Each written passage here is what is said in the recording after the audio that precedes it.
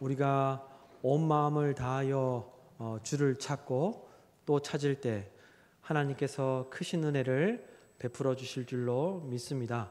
어떤 상황 가운데 있다 할지라도 주님 바라보고 믿음으로 승리하는 우리 목민의 모든 권속들이 되기를 간절히 소망합니다.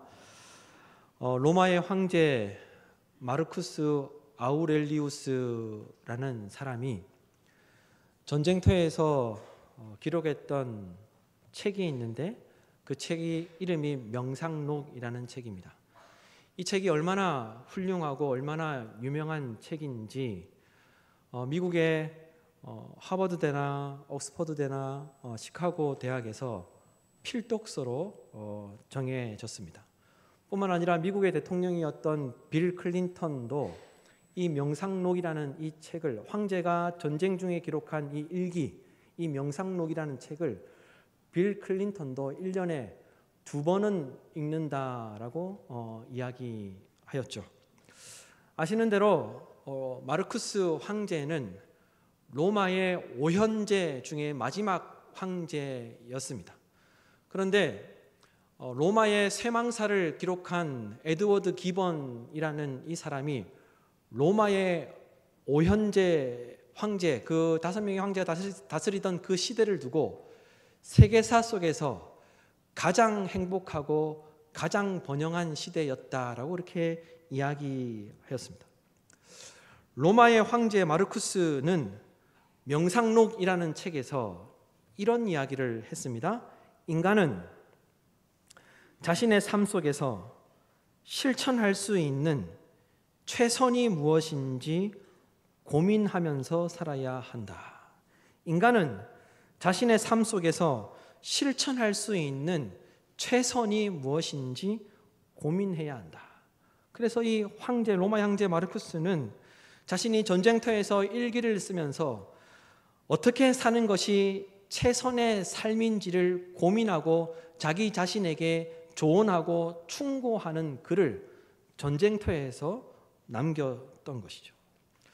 이와 같이 로마의 황제가 최선의 삶을 살고자 고민하면서 살았기에 아마도 그 주변에 있던 신하들도 자기가 살아가면서 최선의 삶을 살고자 고민하였을 것이고, 뿐만 아니라 황제가 하루하루를 살아갈 때 최선의 삶을 살고자 고민하고자 했던 그 마음이 백성들에게도 전해져서 백성들도 자기가 살아가는 그 삶의 자리 가운데 최선의 삶을 살고자 노력하였을 것이라 짐작해 볼 수 있습니다.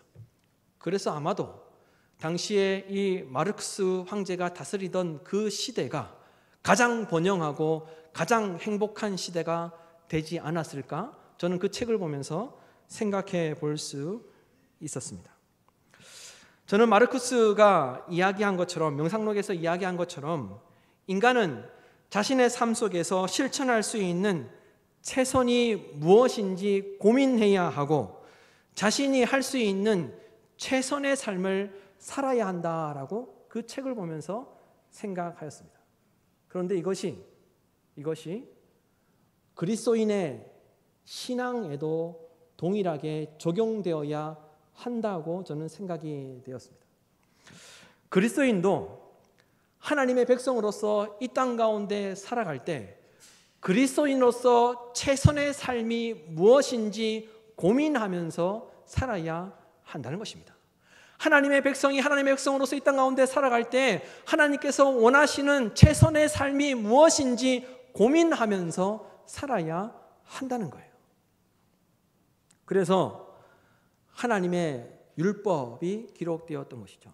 다시 말해서 하나님의 말씀도 하나님께서 하나님의 백성들이 최선의 삶을 살도록 하기 위해서 기록되었다라고 그렇게 할 수 있다는 것입니다.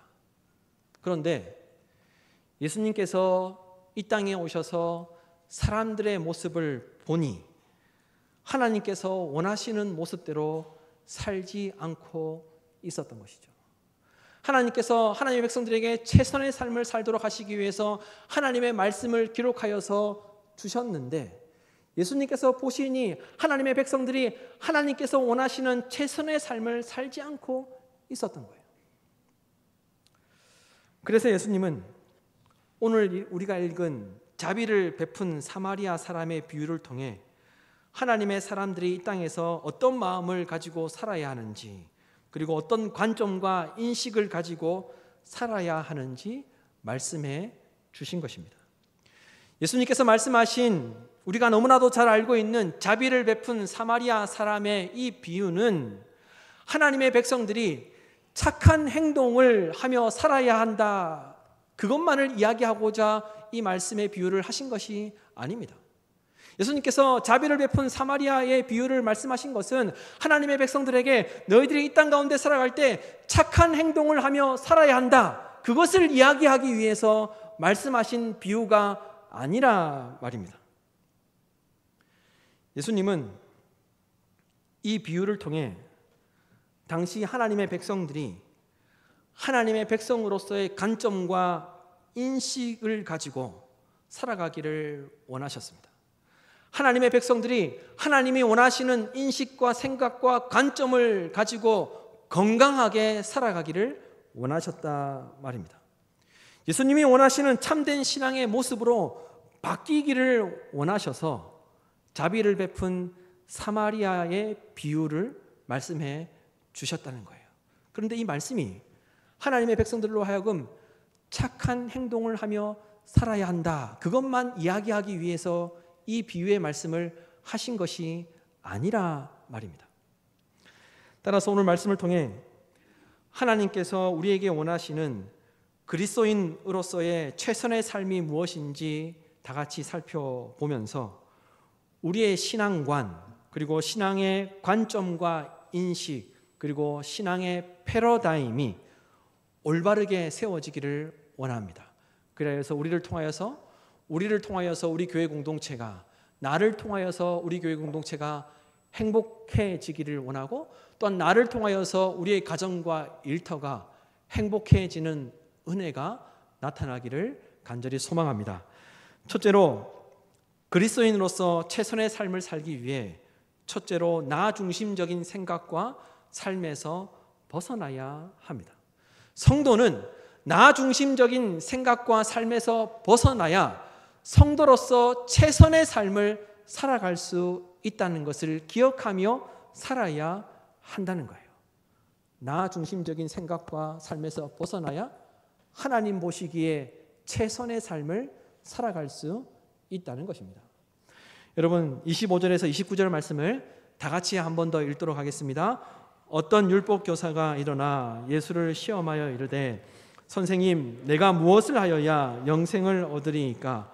예수께서 이르시되 율법에 무엇이라 기록되었으며 내가 어떻게 읽느냐?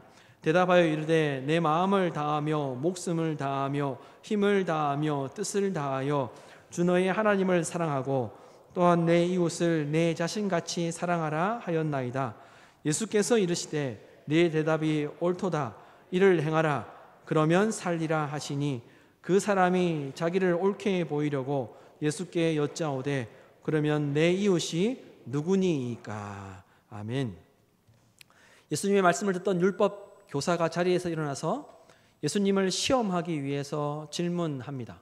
이 율법 교사는 예수님께서 하나님의 말씀을 가르칠 만한 지식이 있는지, 예수님께서 하나님의 말씀을 가르칠 만한 자격이 있는지 테스트하기 위해서 질문하였습니다. 그래서 이렇게 질문합니다.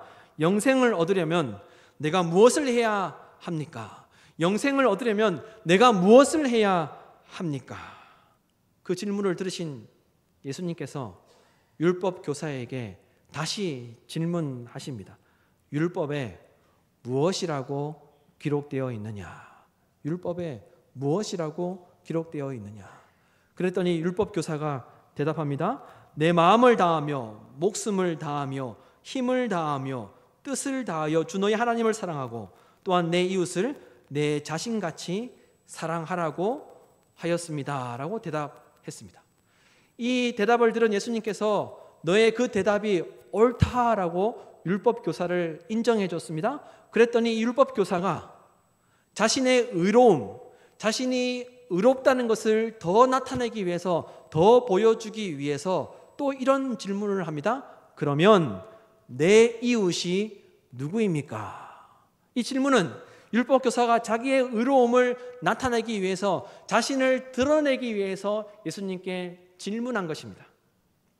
그런데 여러분, 우리는 이 예수님과 율법 교사의 대화 속에서 율법 교사에게 문제점이 있다는 것을 발견할 수 있습니다. 율법 교사에게 어떤 문제점이 있었습니까? 율법 교사의 질문에 어떤 문제가 있었습니까? 이렇게 질문했습니다. 내가 무엇을 하여야 영생을 얻으리까? 라는 질문도 그렇고, 또 이렇게 질문합니다. 내 이웃이 누구입니까? 라는 질문도 그렇습니다. 여기에 문제가 있습니다. 율법 교사는 자기 중심적인 생각과 사고를 가지고 있었다는 것을 예수님께 질문하는 이 질문 속에서 우리가 확인하고 발견할 수 있는 것이죠. 예수님과 율법교사가 대화하고 율법교사가 예수님께 질문하는 그 질문 속에 율법교사는 자기 중심적인 생각과 사고를 가지고 자기 중심적인 삶을 살고 있었다는 것을 발견할 수 있다는 것입니다. 흔히 이런 말이 있지 않습니까? 언어는, 그 사람이 사용하는 언어는 존재의 집이다라는 그런 말이 있는데, 율법 교사는 영생을 얻는 것도 나 중심적으로, 자기 중심적으로 내가 무엇을 하여야 영생을 얻을 수 있는지를 물었습니다. 잘못된 생각과 잘못된 관점과 잘못된 인식을 가지고 있었던 것이죠. 내가 무엇을 해야 영생을 얻을 수 있습니까? 잘못된 질문입니다. 마땅히 해야 할 질문은 이런 질문입니다. 어떻게 해야 영생을 얻을 수 있습니까? 내가 중심이 아니라 어떻게 해야 영생을 얻을 수 있느냐는 질문을 해야 옳은 질문이었던 것이죠. 그런데 율법 교사는 평소에 나 중심적인, 자기 중심적인 생각을 가지고 인식을 가지고 살았기 때문에 내가 무엇을 해야 영생을 얻을 수 있냐라고 그렇게 물었던 것입니다. 또한 인간관계를 할 때에도 자기 중심적인, 나 중심적인 인간관계를 하고 있었습니다. 그리고 이웃에 대한 필요성도 자기 중심적인 생각을 가지고 있었습니다. 그래서 이렇게 질문을 하지 않습니까? 내 이웃이 누구입니까? 내 이웃이 누구입니까? 당시에 유대인들에게 이웃이란 신앙의 동지요, 그리고 정치적인 동지를 이야기하는 것이었습니다. 따라서 유대인들에게 이웃은 아무나 될 수 있는 것이 아니었습니다. 신앙적 동지, 그리고 정치적 동지가 이웃이 될 수 있었죠. 따라서 유대인들은 이방인들을 상대할 때 불편해했고, 심지어 사마리아 사람들은 인간으로 생각하지 않았기 때문에 상종하지 않았습니다. 따라서 율법 교사가 내 이웃이라고 물은 것은 유대인 중에 내 이웃이 누구인지를 물은 것입니다. 다른 사람이 이웃이 될 수 있는 것이 아니라 유대인 중에 내 이웃이 누구인지, 자기 중심적으로, 자기 민족 중심적으로 자신이 중심이 되어서 내 이웃이 누구인지를 물은 것이죠. 이와 같이 율법 교사는 인간관계도 자기 중심적으로 했습니다. 나 중심적인 그런 인간관계를 맺었던 것이죠. 그래서 예수님은 율법 교사의 이러한 생각과 사고를 완전히 뒤집는 질문을 다시 하십니다. 36절 말씀에 보면 이렇게 질문하십니다. 누가 강도 만난 자의 이웃이 되겠느냐? 이 질문에는 율법 교사를 두고 이야기하지 않습니다. 누가 강도 만난 자의 이웃이 되겠느냐? 누가 그의 이웃이 되겠느냐? 이웃에 관심을 가지고, 상대방에게 관심을 가지고 예수님께서 질문하셨던 것이죠. 예수님은 자기 중심적으로 사는 율법 교사에게 상대방 중심으로 다시 질문하신 것입니다. 이것은 율법 교사의 자기 중심적인 관점과 인식을 자기 중심적으로 살아가는 그 율법 교사의 생각을 깨트리고자 예수님께서 완전히 반대되는 질문을 하신 것이죠. 상대방 중심으로, 자기 중심이 아니라 율법 교사 중심이 아니라 상대방 중심으로 다시 질문하신 것입니다. 자기 중심적으로 살아가면, 나 중심으로 살아가면, 그렇게 삶을 살아가면, 그렇게 신앙생활하면, 그렇게 인간관계를 가져가면 최선의 삶이 될 수 없기에, 그리스도인으로서 최선의 삶이 될 수 없기에 예수님께서 이와 같은 질문을 하셨던 것이죠. 여러분, 율법 교사처럼 나 중심적인, 자기 중심적인 사고와 관점과 인식은 오늘날 교회 공동체 안에 있는 우리의 모습 속에서도 얼마든지 나타날 수 있는 모습이라는 것입니다. 주님의 일을 하면서도 어떻게 일합니까? 나 중심적으로 생각합니다. 내 생각대로 하려고 합니다. 내가 무엇을 주도하려고 합니다. 뿐만 아니라 내 의도대로, 나 중심적으로 내 의도대로 문제를 해결하려고 하는 그런 모습들이 우리에게서 나타날 수 있다는 것입니다.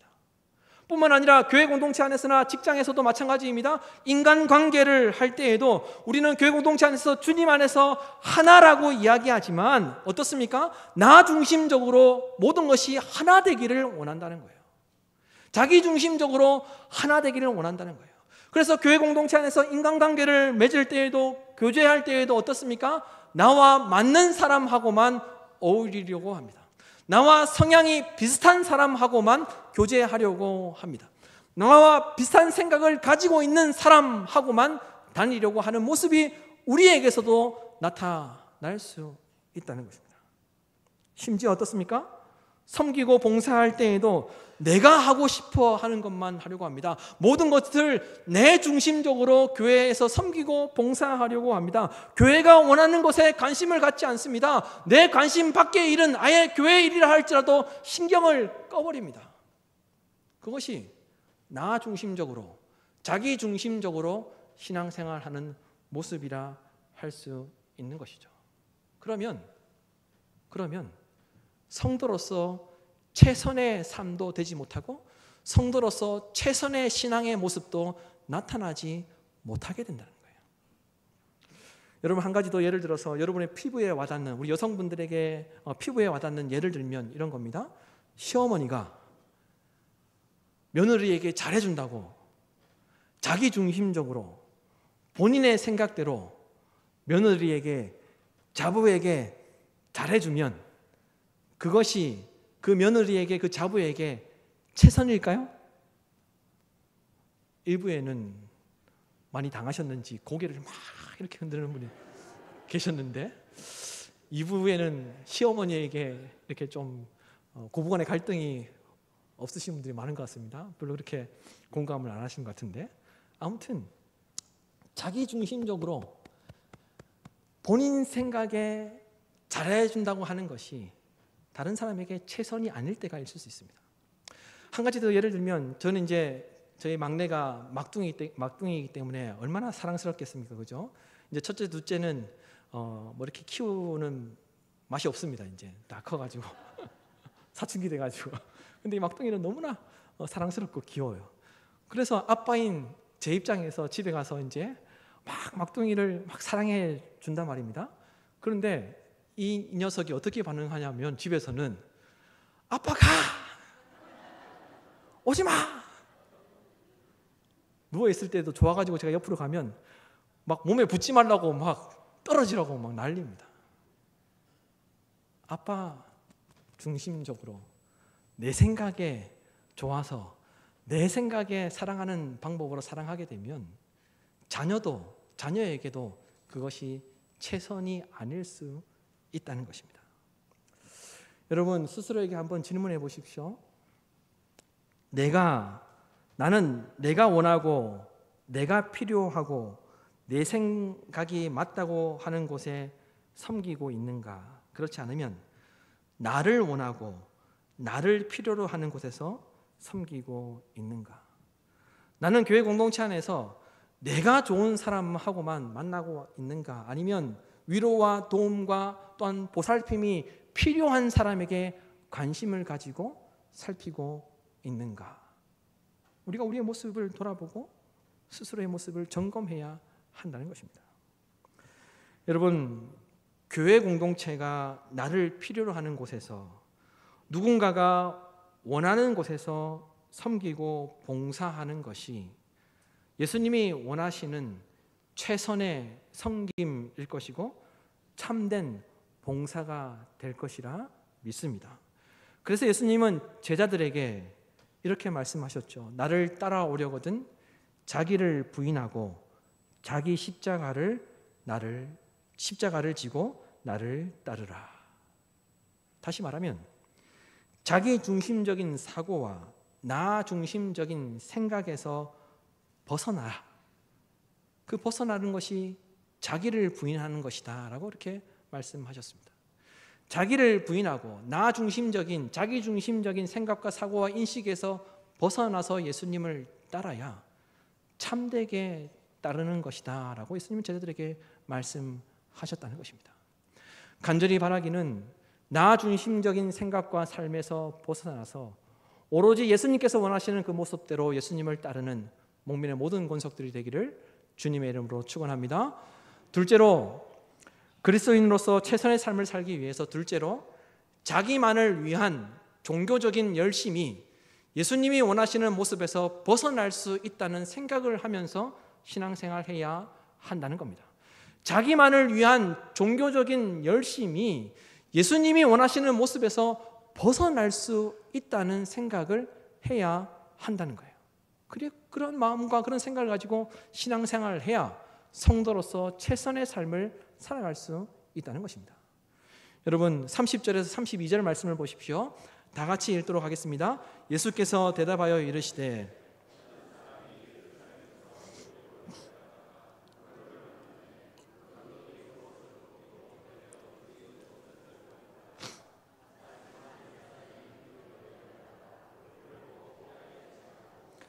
또 이와 같이 한 레위인도 그곳에 이르러 그를 보고 피하여 지나가되. 아멘. 어떤 한 사람이 예루살렘에서 여리고로 내려가다가 강도를 만났는데 모든 것을 빼앗겼고 정말 죽기 일보 직전까지 폭행을 당했습니다.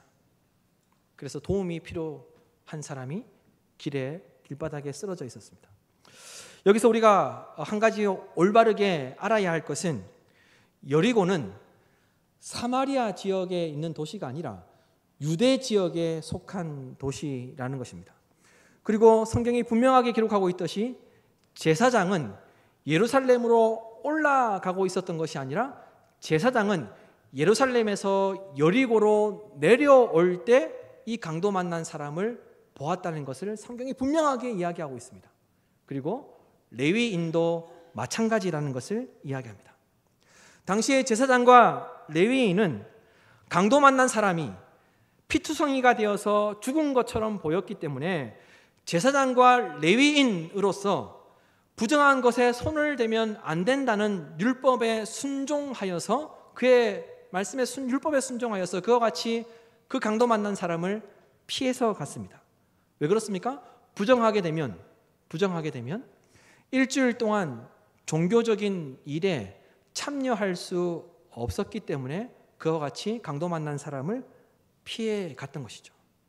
하지만 여러분, 제사장과 레위인은 종교적인 일을 하기 위해서 예루살렘으로 올라갔던 것이 아니라 예루살렘에서 여리고로 내려오고 있었다는 것을 성경은 분명하게 이야기하고 있다는 것입니다. 따라서 제사장과 레위인이 예루살렘에서 여리고로 내려오고 있었다는 것은 종교적인 일을 안 하고 있을 때였다는 것을 이야기하는 것입니다. 그렇지 않으면 예루살렘에서 종교적인 일을 다 하고 그 일을 끝마치고 여리고로 가고 있을 때였다는 것을 이야기하는 것이죠. 그러므로 성경이 지금 무엇을 이야기하고 있습니까? 제사장과 레위인은 자신의 신앙의 거룩성을 지키려고 종교적인 열심은 그들에게 있었지만 자기의 신앙을 지켜야 한다고 율법에 순종하려고 하는 그런 열심은 있었지만 종교적인 일에 열심을 내기 위해서 늘 마음 가운데 하나님을 예배한다고 그렇게 생각하고 살았지만 그들에게 무엇이 없었습니까? 하나님의 마음이 없었습니다. 하나님께서 무엇을 원하시는지에 대한 관심이 없었습니다. 그래서 실제적인 신앙의 내용이 그들의 삶의 자리 가운데 나타나지 않았다는 것입니다. 분명 예루살렘에서 여리고로 내려오고 있었습니다. 종교적인 일을 할 때가 아니었습니다. 하나님을 섬기러 간다고 갈 때도 아니었습니다. 자기의 그러나 삶의 자리 가운데 자기가 믿고 예배드리고 섬기는 그 하나님께서 무엇을 원하시는지 실제적인 내용이 제사장과 레위인의 삶에 나타나지 않고 있었다는 것입니다. 이와 같이 제사장과 레위인에게 신앙의 내용이 없었기 때문에 26절 하반절 말씀에 보면 예수님께서 율법 교사에게 이렇게 질문하십니다. 율법에 무엇이라고 기록되어 있으며 내가 어떻게 읽고 있느냐? 율법에 무엇이라고 기록되어 있으며 네가 어떻게 읽느냐? 무엇이라고 읽느냐라고 질문한 것이 아니라 어떻게 읽느냐라고 이렇게 물으셨습니다. 신앙은 어떻게가 더 중요하다는 거예요. 어떻게라는 그 의미 단어에는 인식과 관점을 물으시는 그런 의미가 담겨 있습니다. 네가 그 말씀을 어떻게 인식하느냐? 어떤 관점으로 그 말씀을 이해하느냐는 그런 물음이 담겨 있는 거죠. 그리고 이 어떻게라는 이 단어에는 신앙의 내용을 말하고 있는 것입니다. 신앙의 내용. 신앙이라는 것은 종교적인 열심보다 그리고 외형적인 형식보다 무엇이 더 중요하다는 겁니까? 어떻게 그것이 실제적으로 나타나느냐? 신앙의 내용이 더 중요하다는 겁니다. 종교적인 열심보다 외형적인 형식보다 그 신앙이 어떻게 실제적으로 나타나느냐? 그렇다면 신앙의 내용은 무엇이어야겠습니까? 하나님께서 무엇을 원하시는지 그것이 삶의 자리에 실제로 행함으로 나타나는 것이 신앙의 내용인 것이죠. 여러분, 제사장과 레위인에게도 종교적인 열심이 있었습니다. 마찬가지로 제사장과 레위인처럼 우리에게도 종교적인 열심이 있습니다. 예배에 빠지지 않으려고 하는 마음이 우리에게 있습니다. 뜨겁게 찬양하고 싶은 마음이 우리에게 있습니다. 교회 공동체에서 섬기고 봉사하는 데에 대한 기쁨이 우리에게 있습니다. 신앙의 거룩성을 지키려고 하는 마음이 우리에게도 있습니다. 그런데 신앙의 내용이 우리에게 없을 수 있다는 것을 우리가 기억해야 한다는 겁니다. 실제적인 삶으로 나타나는 내용이 없을 수 있다는 것을 우리가 기억하며 우리 스스로를 돌아보아야 한다는 겁니다. 예수님이 원하시는 신앙의 알맹이가 우리에게 없을 수 있다는 것을 우리가 우리 스스로를 돌아보아야 한다는 거예요. 신앙을 지키는 데에는 예배를 드리는 데에는 열심을 내고 열정을 내고 교회에서 봉사도 열심히 할 수 있지만 신앙의 거룩성을 지키려고 노력할 수도 있지만 우리의 삶의 자리에서 예수님이 원하시는 신앙의 알맹이가 없을 수도 있다는 것을 우리가 기억하며 신앙생활 해야 한다는 겁니다.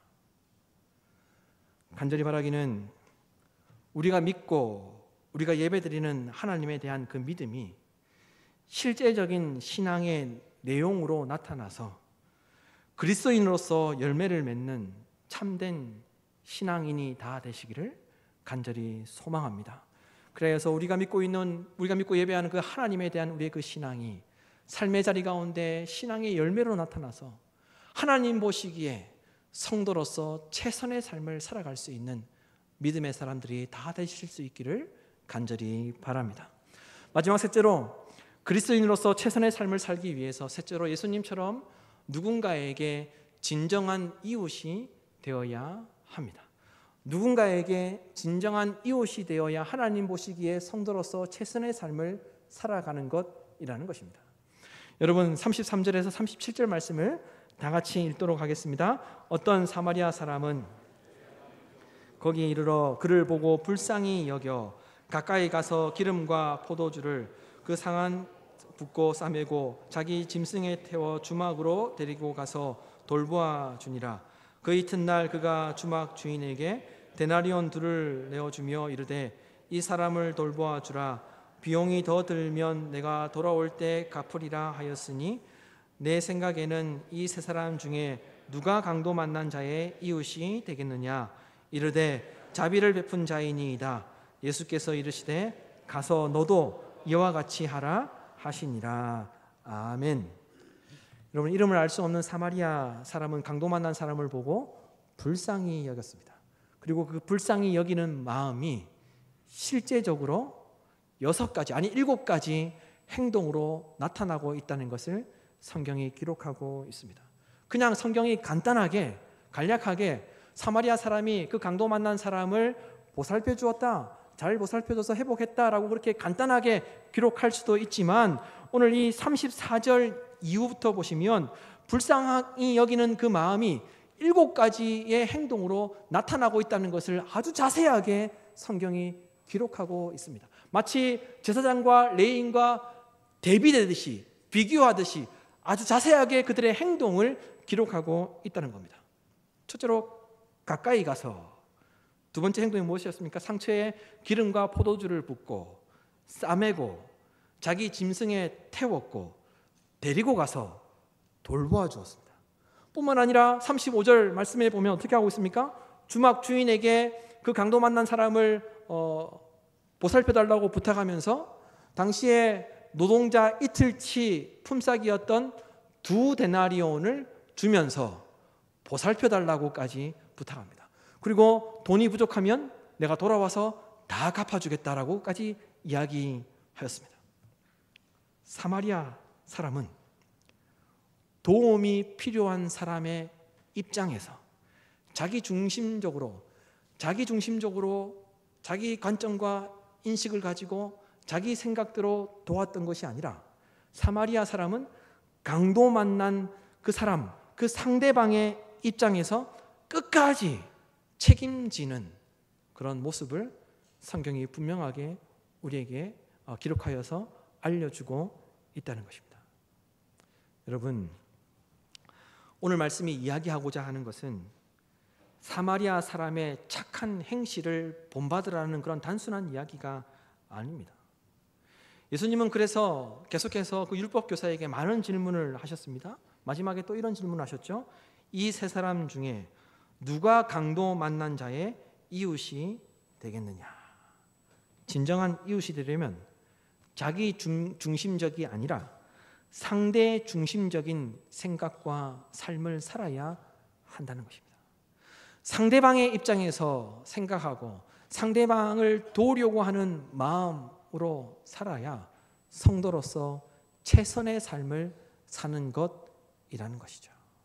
이것이 예수님께서 이 자비를 베푼 사마리아 사람의 비유를 통해서 당시 제자들과 사람들에게 알려주시고자 했던 비밀, 말씀이었던 것입니다. 그래서 오늘 이 비유는 예수님께서 사마리아 사람과 같이 오신 메시아이심을 나타내시는 말씀이기도 하고, 그리고 회복과 구원과 영생은 결국 내가 무엇을 해서가 아니라 오직 예수님께서 우리를 불쌍히 여기시고 이웃이 되어 주셔서 이루어진 것이라는 것을 말씀하고 있다는 것입니다. 여러분, 오늘 이 비유에 등장하는 사마리아 사람은 자신과 유대인 사이에 증오도 뛰어넘는 사랑으로 강도 만난 사람을 보살펴 주었습니다. 그 강도 만난 사람의 입장에 서서 그의 모든 것들을 책임지는 보살핌으로 보살펴 줬던 것이죠. 마찬가지로 예수님도 사마리아 사람처럼 자신을 십자가에 내어주심으로 원수되었던 우리를 구원해 주셨습니다. 그래서 예수님은 분명하게 말씀하셨습니다. 가서 너도 이와 같이 하라. 이것이 예수님이 원하시는 참된 신앙의 모습이고 성도가 살아가는 최선의 삶이고 아버지 하나님의 마음이라는 것입니다.